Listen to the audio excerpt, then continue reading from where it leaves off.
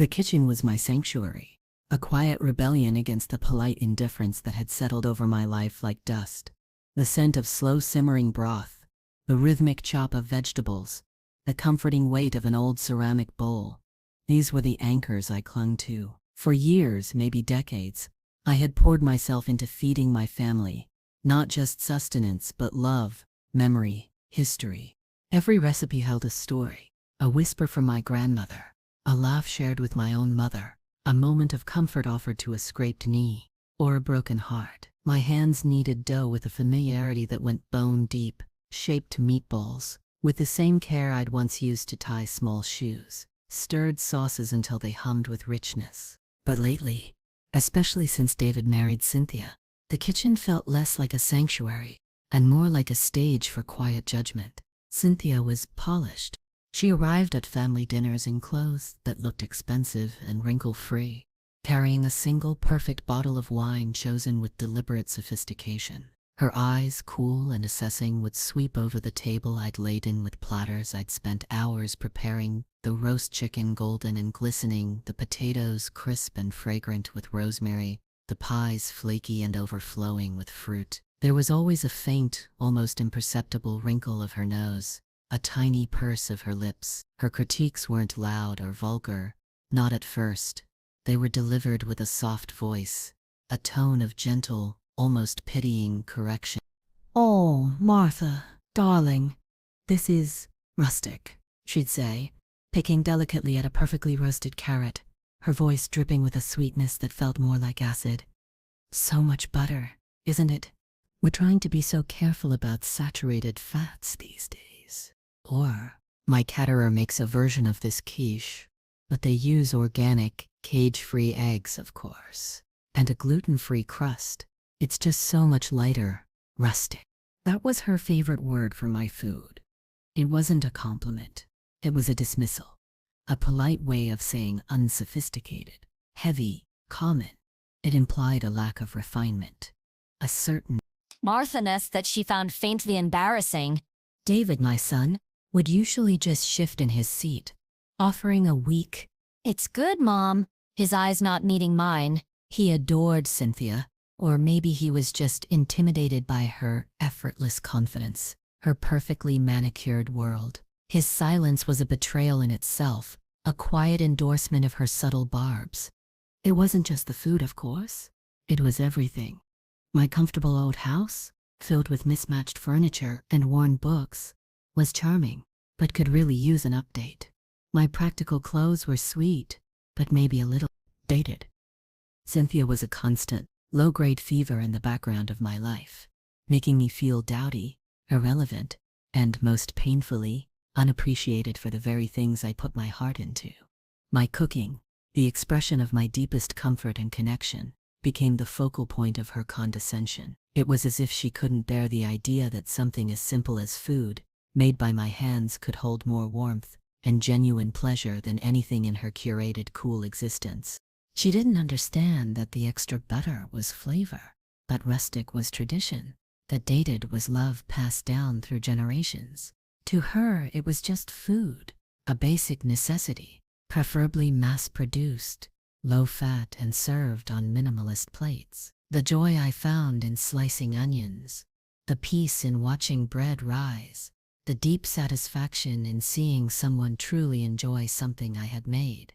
These were foreign concepts to her, and because David loved her, or wanted to keep the peace, he allowed her to chip away at me, piece by painful piece. I would smile, nod, make a mental note to try that lighter version sometime, and then retreat to my kitchen, where the silence felt louder than ever, punctuated only by the quiet hum of the refrigerator and the echo of her dismissive words. Rustic. The word lodged itself in my throat like a bone. One Sunday they came for brunch. Cynthia had announced it would be a light, modern affair, heavily implying my usual spread of waffles, bacon, and quiche was far too heavy. I'd still made my blueberry muffins, though. They were a family favorite. Light and fluffy, with a sugary crumble topping, bursting with warm berries. As I carried the basket to the table, Cynthia's smile was like a thin, brittle sheet of ice. "Oh, muffins. Martha, how traditional," she'd said, her tone managing to sound both polite and utterly damning. She didn't take one. Instead, she produced a box of expensive-looking, individually wrapped protein bars. "David and I had these on the way over," she announced brightly, unwrapping hers. "So much better for you, really." No sugar crash. David took a protein bar too, avoiding my gaze. The muffins sat in the basket, warm and fragrant, like small, rejected offerings. It wasn't just a protein bar. It was a statement, a declaration that my efforts, my traditions, my way of showing love were outdated, unhealthy, and inferior. The air in the room thickened, not just with the scent of muffins, but with unspoken conflict. My own son, choosing a mass-produced bar over the muffins he'd devoured by the plateful as a child. It was a small moment, insignificant to anyone else perhaps, but to me it felt like a seismic shift. It was the accumulation of 1,000 tiny slights, 1,000 polite dismissals, that finally cracked something open inside me. I looked at Cynthia, her perfect posture, her cool smile, her dismissive wave towards my uneaten muffins. I looked at David, his discomfort palpable, his inability to defend me a fresh wound, and I felt a profound weariness, deeper than bone deep.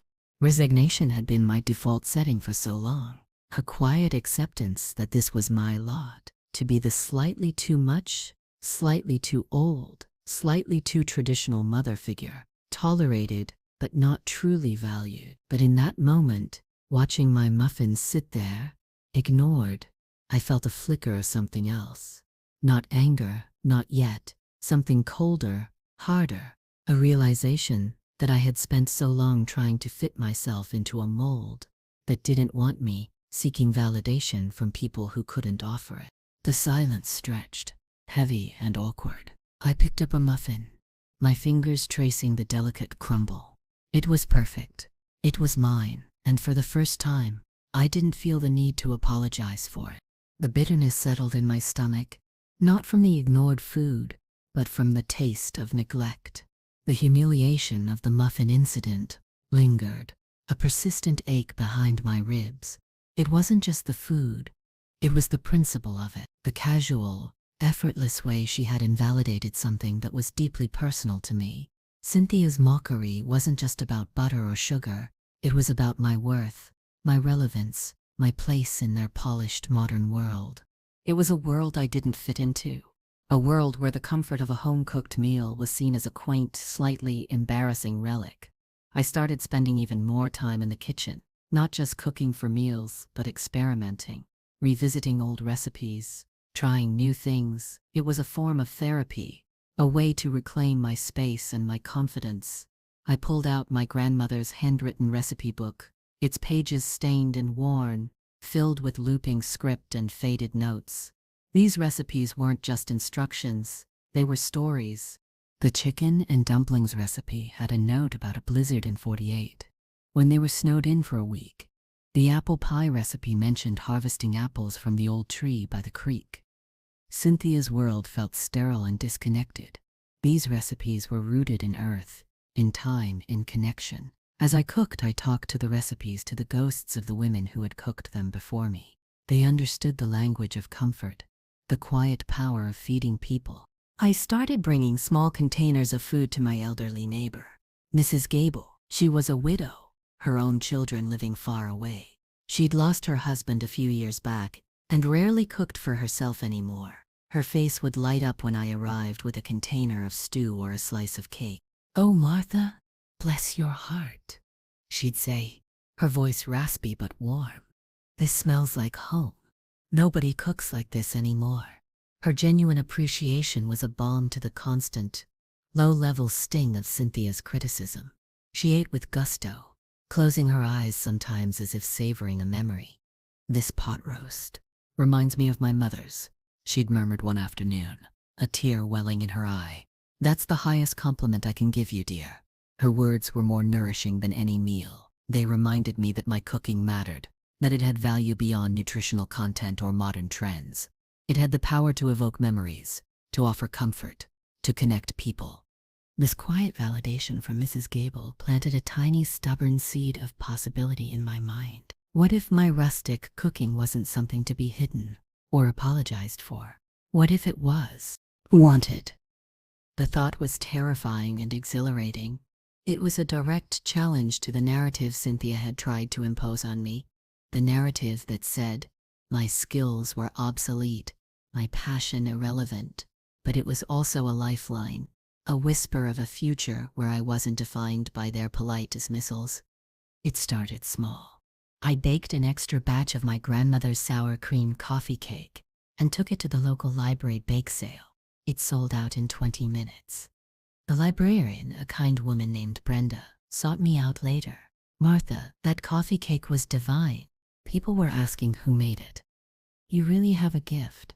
A gift. Cynthia called it too much butter. Mrs. Gable called it home. Brenda called it a gift. The contrast was stark. The seed in my mind began to sprout tentative roots. Could I do more? Could this quiet passion, the very thing Cynthia mocked, be something more than just a hobby? Could it be a way out? The idea grew, timidly at first, then with a surprising urgency. What if I could sell my food? Not just bake sales, but something more regular. A small stand at the farmer's market. A catering side hustle. The thought felt audacious, almost laughable. Who would pay for my rustic comfort food when there were so many trendy modern options? But Mrs. Gable's words, the library bake sale success, they whispered possibilities. I started researching, cautiously. I looked up market stall fees, read about food safety regulations, even peered into empty storefronts downtown. Each step felt both thrilling and terrifying. When I mentioned the idea to David, hesitantly, framing it as a way to keep busy and maybe earn a little extra money, his reaction was less than enthusiastic. "Mom, that sounds like a lot of work," he said, frowning slightly. "Are you sure you want to take that on? At your age?" At my age. There it was again. Another subtle dismissal. Another way of saying I was too old, too slow, too irrelevant for anything ambitious. Cynthia, overhearing, chimed in with a sweet, patronizing smile. "Oh, Martha, darling, that's ambitious. But don't you think running a business is terribly stressful? All that overhead, the permits, and honestly, with all the restaurant closures lately, it's such a risky venture. Are people really looking for home cooking these days? I mean, everyone's so into healthy eating and delivery services now. It's a completely different market than when, say, Grandma was cooking." Her words were laced with concern, but her eyes held that familiar, cool assessment, the judgment amplified by the implied impossibility of my success. It wasn't just discouragement. It was a soft prediction of failure, delivered like a comforting truth. Are people really looking for home cooking these days? The question hung in the air, a direct echo of her earlier dismissals. It was as if the very concept of my food having commercial value was inherently ridiculous to her. David nodded along, agreeing with her points about risk and stress. Their combined lack of faith was a heavy blanket. It was easier for them to keep me in my box, the slightly too much, easily dismissed mother figure. The idea of me stepping out, taking a risk, potentially succeeding at something they didn't understand or value, seemed to genuinely disturb them. But their discouragement, intended to make me shrink back, had the opposite effect. It solidified my resolve. I wouldn't just do this to keep busy. I would do this to prove them wrong, not for their validation, but for my own. The anger, cold and hard, began to churn beneath the surface. I would show them that rustic wasn't a flaw, it was my strength. That home cooking wasn't outdated, it was timeless. That I wasn't irrelevant. The little seed in my mind wasn't just sprouting anymore, it was pushing through the soil, reaching for the sun with fierce determination. Their doubt became my fuel. The risk felt immense. I found the perfect, imperfect location, an old, abandoned diner on the edge of town. It was a mess. Peeling paint, broken sign, overgrown weeds choking the entrance. but it had a good structure, a sense of history, and most importantly, a large functional kitchen that just needed a lot of love and money. Money I didn't have. I had some savings. Meager from years of careful budgeting, but not enough for a renovation and startup costs. The only significant asset I had was my house. The house David grew up in. The house filled with memories and the scent of years of cooking. Taking out a loan against it felt like gambling with my very foundation.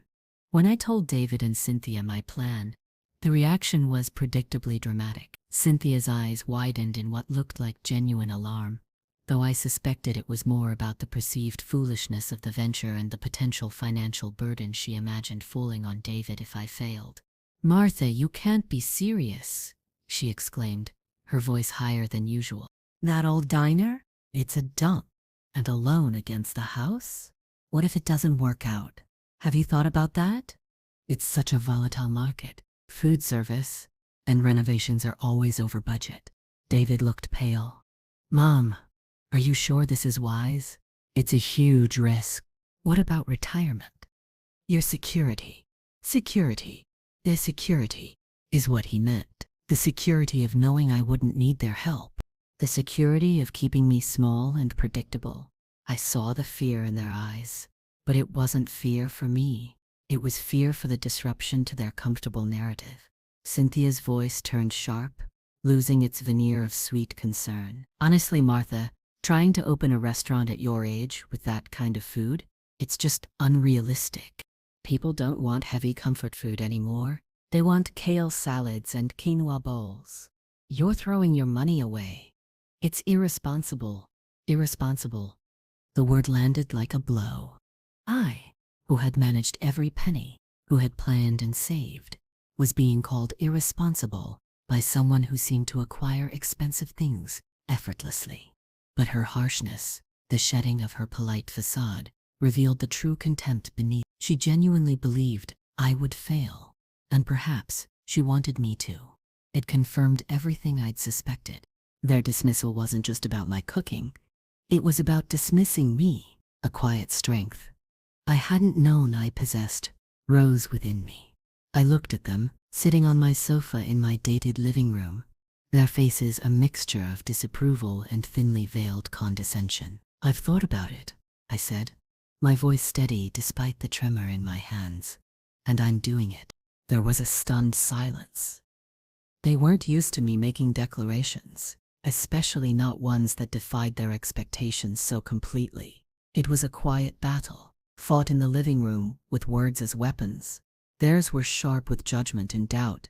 Mine were blunt with resolve. I had taken the loan.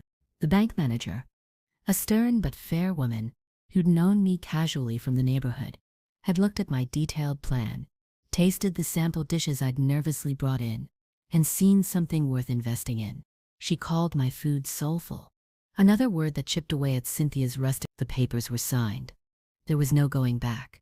The old diner building sat there, a challenge and a promise, waiting for me to pour my heart into it, just as I had poured my heart into my cooking for years, mostly for people who didn't truly appreciate it. Now I would pour it into something for myself. The fear was still there, a cold knot in my stomach, but beneath it a fierce, quiet excitement had taken root. Renovating the old diner was a monumental task. It was dirtier, more broken down, and more expensive than I could have imagined. Every day brought a new challenge. Leaky pipes, faulty wiring, structural surprises. I spent my days covered in dust, my hands roughened by scrubbing and sanding. I couldn't afford a full crew, so I did most of the cleaning and painting myself, alongside a friendly, no-nonsense contractor named Gus, who seemed to genuinely respect my vision. He wasn't fancy, but he was honest and hard-working, and he didn't treat me like a fragile old lady attempting something foolish. He just saw a woman with a goal and a willingness to get her hands dirty. Cynthia and David came by once, shortly after I started. They stood outside the taped-off entrance, looking appalled. "Martha, it's a disaster zone," Cynthia said, her voice filled with theatrical pity. "Are you sure you know what you're doing? This looks like it needs millions." She gestured vaguely at the grime and debris. David added, Yeah, Mom. Maybe you should cut your losses. It's not too late to back out. Back out. After I'd taken the loan, after I'd poured my meager savings and all my energy into this. Their lack of faith was a constant, irritating drumbeat. I straightened up, wiping sweat from my brow with a paint-stained rag. It's coming along, I said, my voice firm. It needs work, but it has good bones. Like an old family recipe. Cynthia just stared at me, clearly not getting the analogy, or perhaps choosing not to. Well, she said, wrapping her arms around herself as if the very air around the diner was contaminated. Don't say we didn't warn you. They left quickly, presumably for somewhere cleaner and more sophisticated. Their visit, brief and discouraging, only fueled my determination. I worked harder, longer hours.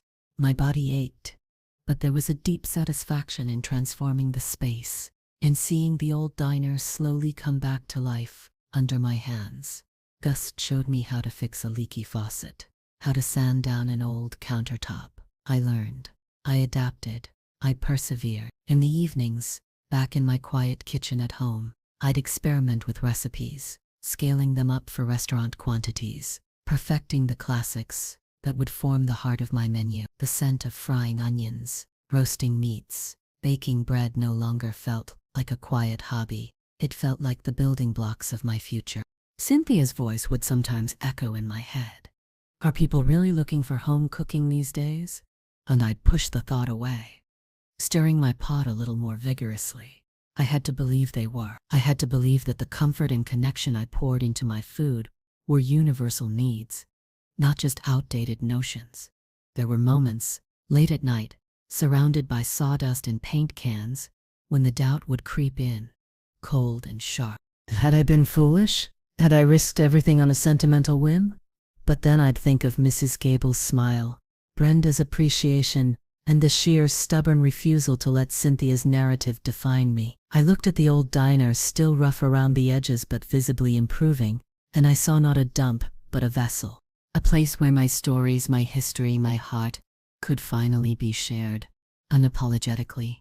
Opening day arrived, wrapped in a cloak of anxiety.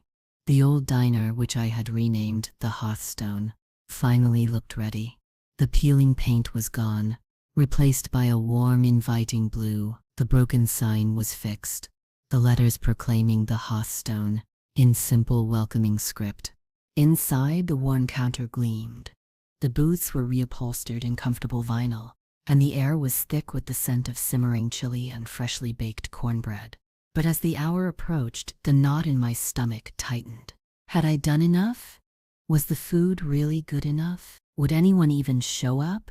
Cynthia's voice was a relentless loop in my mind. Unrealistic, risky, throwing your money away. I stood behind the counter, wiping down a spotlessly clean surface for the 10th time, my hands trembling slightly. The clock ticked. Nothing. A few people walked by on the street, glancing at the sign, but no one came in. My heart sank. Had she been right? Was home cooking truly obsolete?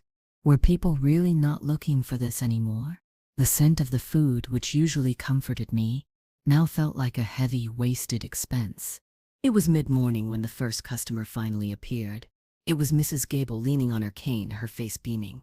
Martha, dear, I wouldn't miss this for the world. She was my first customer, my first ray of hope. She ordered the chicken noodle soup and sat at a small table by the window, savoring each spoonful, just like my mother used to make, she said again, her eyes misty. Her genuine pleasure was a lifeline. A little later, Brenda from the library came in with a friend.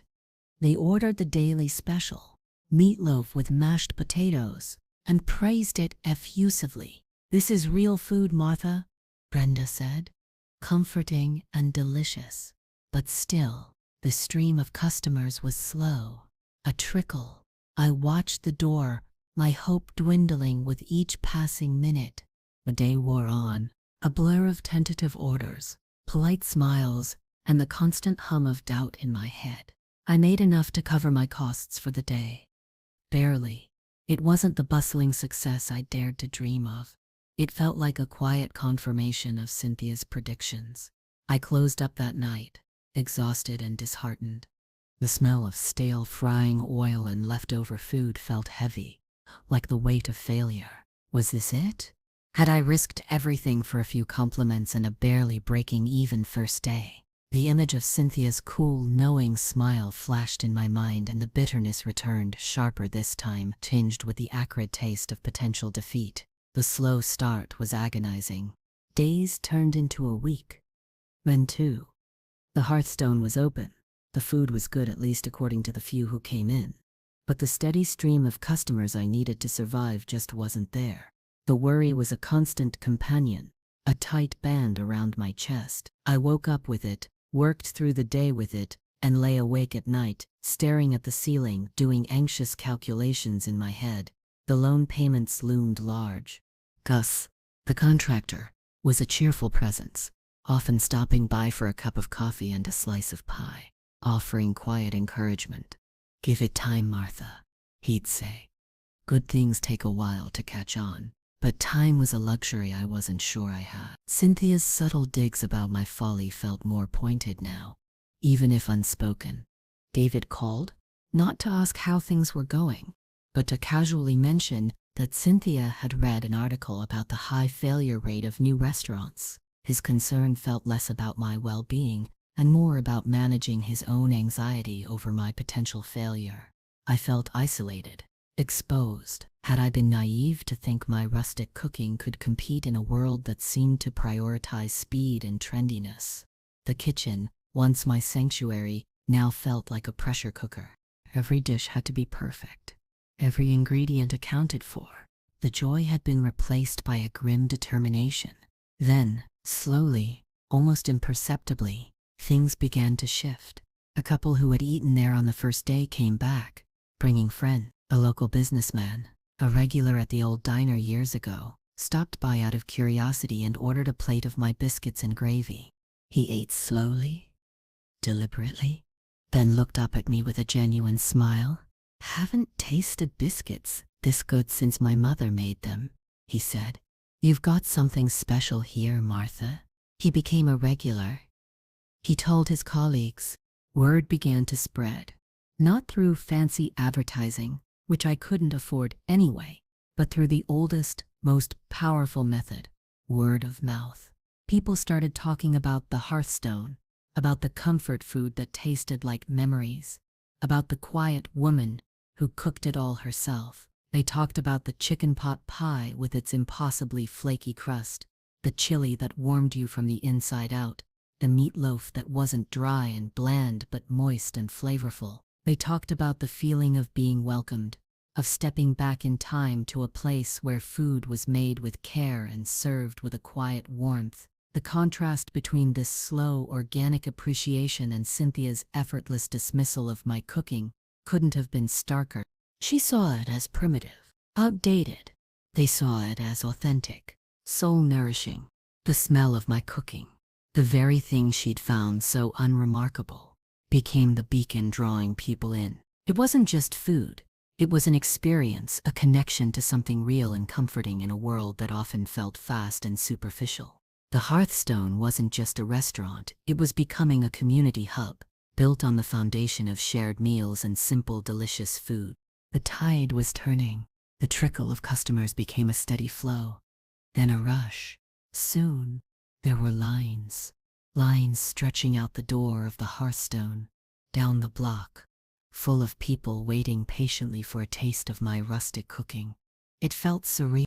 I stood in my kitchen, the heat radiating from the stoves, the clatter of plates and cutlery filling the air, watching through the pass-through window as people filled every table, every booth. The scent of my food, roasting chicken, baking bread, simmering stews, was no longer a source of anxiety, but a fragrant banner of my success.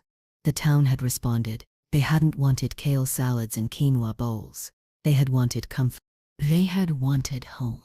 My simple, honest food, the food Cynthia had mocked, was drawing them in droves. Newspaper articles started appearing, small pieces in the local paper, then a feature in the regional section. They called my food authentic, classic, a taste of nostalgia. Not rustic in Cynthia's dismissive sense, but rustic as a compliment, signifying genuine, unpretentious quality. One article specifically praised my chicken pot pie, mentioning the impossible crust. I smiled, remembering Cynthia's gentle critique of so much butter. Yes, it was a lot of butter, and it was delicious. The irony was a sweet, delicious filling in my own personal pie of triumph. The power dynamic had completely inverted. The quietly dismissed housewife was now the successful businesswoman. My kitchen, once a place of quiet solace and subtle judgment, was the engine of a thriving enterprise. The conversations I overheard weren't hushed critiques of fat content, but enthusiastic recommendations. You have to try the meatloaf. Did you get a slice of the apple pie? It's just like Grandma used to make. The phrase "just like Grandma used to make" was the highest praise, the ultimate validation of the very things Cynthia had deemed obsolete. The community had embraced me, embraced my food in a way my own family hadn't. This success wasn't just about making money, it was about being seen, being valued for who I truly was and for the gifts I had to offer. It was an affirmation that the quiet things, the simple things, the things made with love and history, had a power that superficial trendiness could never match. The Hearthstone was more than a restaurant. It was a testament to resilience, a monument built on butter, flour, and a refusal to be dismissed. One busy Saturday, as the line stretched out the door and down the street, I saw them, David and Cynthia, standing on the sidewalk across the street, staring. They looked stunned. Cynthia's mouth was slightly open, her cool composure momentarily shattered by the undeniable reality of the scene before her. David stood beside her, his shoulders slumped slightly, a look of disbelief on his face. They hadn't come in, they just stood there, observing the spectacle of the whole town lining up for my food. It was a quiet victory, more potent than any shouted word or public confrontation could have been. Their silence on the sidewalk spoke volume. The mockery had been rendered obsolete by the sheer, tangible proof of success. I wondered what they were saying to each other. Was Cynthia offering a belated, grudging acknowledgement? Was David finally seeing the depth of his wife's misjudgment and his own passive complicity? I didn't know, and in that moment, I realized I didn't really care. Their opinion, which had once held so much power over me, had faded into the background noise of the bustling, vibrant reality I had created. They were outside, looking in, at a world built on the very foundation they had tried to undermine. The scent of roasting chicken wafted towards them, a fragrant, undeniable truth.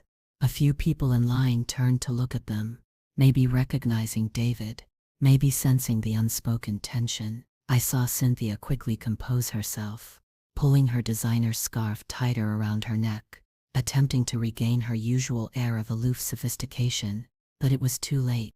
The mask had slipped and the envy beneath was briefly, vividly visible. They turned and walked away, disappearing into the crowd, leaving me to the joyous chaos of my packed restaurant. It wasn't about revenge, it was about validation. Not validation from them, but validation from the world, from the people who understood and appreciated what I had to offer. It was a profound, quiet satisfaction that settled deep in my bones. The woman who had been deemed rustic and irrelevant was now the heart of the town, her kitchen a beacon of warmth and community. Their disbelief was the sweetest sauce. The Hearthstone thrived. It became a local institution, a place people came not just for a meal, but for the feeling it gave them. The line out the door became a familiar sight. I hired local staff, people who were kind and hardworking, who understood the spirit of the place. I taught them my recipes, passing down the history along with the ingredients. The kitchen was no longer just my sanctuary. It was a bustling, vibrant space filled with laughter, shared stories, and the constant comforting aroma of food being made with love. Cynthia and David visited the restaurant eventually. It was a Tuesday afternoon, quieter than the weekends, but still steady. They came in tentatively, looking around as if they were entering a foreign country. The chatter of happy customers, the clatter of dishes, the palpable warmth of the atmosphere. It was clearly outside their usual sphere. They sat at a small table by the window, the same table where Mrs. Gable had been my first customer. David looked nervous. Cynthia, while maintaining her composed exterior, had a certain tightness around her eyes. I came out of the kitchen to greet them. It was strange seeing them here, in my world, a world I had built with the very hands they had implicitly judged. "Hello, Martha," David said, his voice low. "Looks like you've done very well." An understatement so vast it was almost comical. Cynthia offered a thin smile. "It's certainly popular. Popular. Not delicious or wonderful, or even good. Just popular." The subtle dismissal was still there, a reflex she couldn't seem to control, even in the face of overwhelming evidence. They ordered the meatloaf, perhaps feeling obligated. I watched them from the kitchen. They ate slowly, deliberately. I saw Cynthia hesitate for a moment after her first bite, a flicker of something I couldn't quite read. Surprise? Begrudging pleasure? Cross her face before she smoothed her expression. David finished his plate. He looked up at me as I cleared their table. "It was very good, Mom," he said, a little more genuine this time. It really was. It wasn't an apology for years of passive acceptance, but it was something. Cynthia added, "Yes, the meatloaf was substantial." Another word designed to keep her distance, to avoid acknowledging the simple fact that it was just plain delicious. They paid the bill, politely declined dessert, and left. Their visit was brief, awkward, and ultimately unsatisfying in terms of any grand reconciliation. But it didn't matter. I didn't need their effusive praise or a dramatic apology. Their forced politeness, their obvious discomfort in the face of my undeniable success, was its own quiet form of acknowledgement. They had seen the lines, read the articles, heard the town talking. They couldn't deny it anymore, but they couldn't fully embrace it either. And that was their problem, not mine. My life had changed completely. The quiet, often lonely days at home were replaced by the demanding, exhilarating rhythm of the restaurant. My hands, once familiar only with kneading dough for a small family, now guided the preparation of hundreds of meals a day. The Hearthstone wasn't just a business, it was the culmination of years of quiet passion, a testament to the power of resilience, and a very tangible answer to every subtle slight and every dismissive word. The loan against the house paid off within 2 years. I was financially secure, independent, and creatively fulfilled in a way I had never dared to dream. Mrs. Gable remained a regular until her health declined, always asking for her soup and sharing stories. Brenda from the library became a friend. Cuz the contractor stopped by often, not for work but just to chat and enjoy the atmosphere he'd helped build. These were the people who saw me, the people who valued me, not for fitting into a certain mold, but for being authentically myself. My relationship with David and Cynthia remained complicated. There were no grand gestures of reconciliation, no heartfelt apologies. They attended family events less frequently, and when they did, the topic of the restaurant was usually skirted around or mentioned with a forced brightness that felt unnatural. Cynthia never mocked my cooking again, not even subtly. The power had shifted too dramatically. She would sometimes bring up her own culinary attempts, usually elaborate, trendy dishes that sounded impressive but I suspected lacked the soul she couldn't understand. I would nod politely, a quiet smile playing on my lips. I didn't need to say anything. The long lines at the hearthstone said it all. My rustic cooking, the object of her disdain, had not only sustained me through years of quiet betrayal, but had ultimately lifted me up, giving me a voice and a purpose I never knew I was capable of achieving. It was bittersweet. The success was glorious, empowering, a validation of everything I believed in. But it had also carved a deeper coal between me and my son, between me and the woman he chose. There was a sadness there, a recognition of the cost of finding myself, but the empowerment was stronger. I had taken the very thing they had tried to use against me, the thing they saw as a weakness or an embarrassment, and turned it into my greatest strength. I had built my empire not on trends or sophistication, but on comfort, tradition, and the simple, profound act of feeding people. And the whole town, it turned out, was hungry for exactly that. Looking back, it's easy to see the lines drawn so clearly now. The years of quiet giving, the slow erosion of my confidence through polite dismissal, the spark of defiance, the leap of faith, the grueling work, the agonizing doubt, and finally, the undeniable, overflowing triumph. The old recipe book sits on a shelf in my office at the restaurant. No longer just a collection of instructions, but a symbol of the foundation everything is built upon. My hands, still rough from work, now hold not just spatulas and mixing bowls, but the keys to a successful business, a vibrant community hub, and a future I built entirely for myself. The journey wasn't easy. It was fraught with tension, laced with the pain of betrayal, and demanded every ounce of strength I possessed. There were days I wanted to give up, days I believed Cynthia's narrative, days I felt utterly alone. But the quiet stubbornness, the deep-seated belief in the value of what I did, kept me going. The smell of baking bread rising through the vents of the old diner, the sound of happy customers, the simple, honest gratitude in their eyes. These were the things that drowned out the echoes of doubt and dismissal. Cynthia had tried to diminish me by mocking the most authentic expression of myself. She saw my cooking as merely domestic, unremarkable, maybe even a little pathetic. She couldn't see the history in the sauce, the comfort in the crust, the love in every stirred pot. But the town saw it. They tasted it. And they responded with open arms and empty plates. The restaurant is more than just a building. It's a physical manifestation of my resilience, a place where rustic is revered and home cooking is a badge of honor. It's proof that you shouldn't let anyone define your worth, especially not with polite condescension. That the things you pour your heart into, the things that feel most authentically you, are often your greatest assets. The bitterness has faded, replaced by a quiet, solid sense of accomplishment. It's a redemption story perhaps, but not one born of getting even, but of finally, definitively becoming myself. The hearthstone stands, warm and welcoming, a beacon built on butter, flour, and the unwavering truth that some things are worth fighting for, one delicious, unapologetic bite at a time. And sometimes, the best way to answer your critics isn't with words, but with a line out the door.